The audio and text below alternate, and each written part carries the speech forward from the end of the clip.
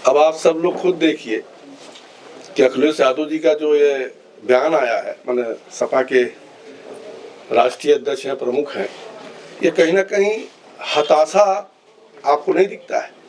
ये हताशा का प्रतीक है, क्योंकि 11 साल में हमारी दिल्ली की सरकार, लगभग 9 साल में हमारी उत्तर प्रदेश की सरकार जिस प्रकार से आम गरीब किसान महिलाओं का उत्थान किया है, उससे कहीं ना कहीं उनको ये हताशा का प्रतीक हो रहा है। क्योंकि अगर आप देखें तो भारतीय जनता पार्टी सर्व समाज की पार्टी है और बिना किसी भेदभाव के काम करती है, और इसी के नाते उत्तर प्रदेश में जो उनका जंगल राज था, उस जंगल राज को तिलांजलि देने का काम उत्तर प्रदेश की जनता ने किया था।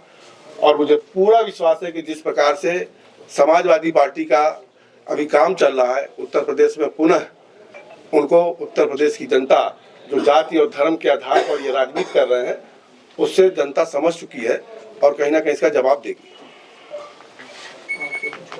2027 चुनाव करीब है, ऐसे में क्या प्लानिंग होगी आप लोगों के बीच में, जैसे आपको बहुत बड़ी कमान दी गई है? देखिए, भारतीय जनता पार्टी के कार्यकर्ता 365 दिन काम करते हैं और जनता की सेवा करते हैं। ये सही है कि अभी साल भर के भीतर ही चुनाव आने वाला है, तो चुनाव के दृष्टिकोण से हमारे कार्यकर्ता सदैव तैयार रहते हैं। और जहां तक रणनीति की बात है, अभी थोड़ा समय है, रणनीति भी आप सबको पता चलेगा। सरकार और संगठन में सब कुछ अच्छा चल रहा है ना अध्यक्ष जी?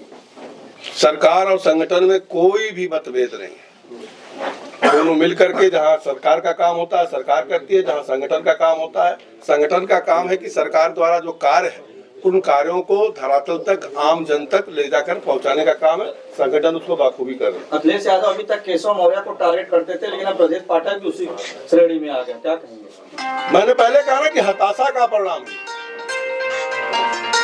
ये हताशा का परिणाम है कि कहीं ना कहीं अखिलेश यादव अब अपने दम पर सरकार बनाने की बात नहीं कर रहे हैं। 9 साल से वो खुद मुख्यमंत्री नहीं है, लेकिन औरों को मुख्यमंत्री बनने का अवसर देना है।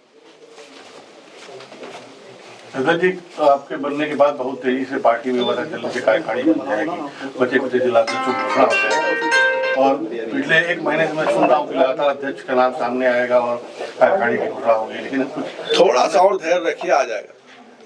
क्योंकि कार्यकर्ताओं में मुझे आशा दिखाई पड़ती है। मैं समझ रहा हूँ कि थोड़ा धैर्य रखिए, आ जाएगा। प्रयागराज में जो घटना हुई उसके बाद अखिलेश यादव लगातार भाजपा को ब्राह्मण विरोधी कह रहे हैं।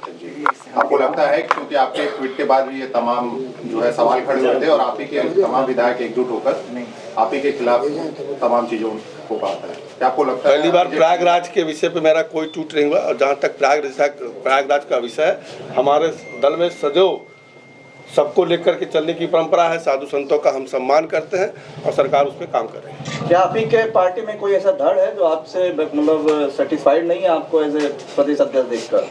अभी तो आप तलाश करो, मुझे तो नहीं लगता कि प्रदेश में कोई ऐसा धड़ है या कोई ऐसा कार्यकर्ता है, क्योंकि मेरा राजनीति आप महाराजगंज का जानते होंगे कि मैं सबको साथ लेकर के चलने वाला विचारधारा भी रखता हूँ और प्रदेश को भी सबको साथ लेकर के चलने का काम करूँगा।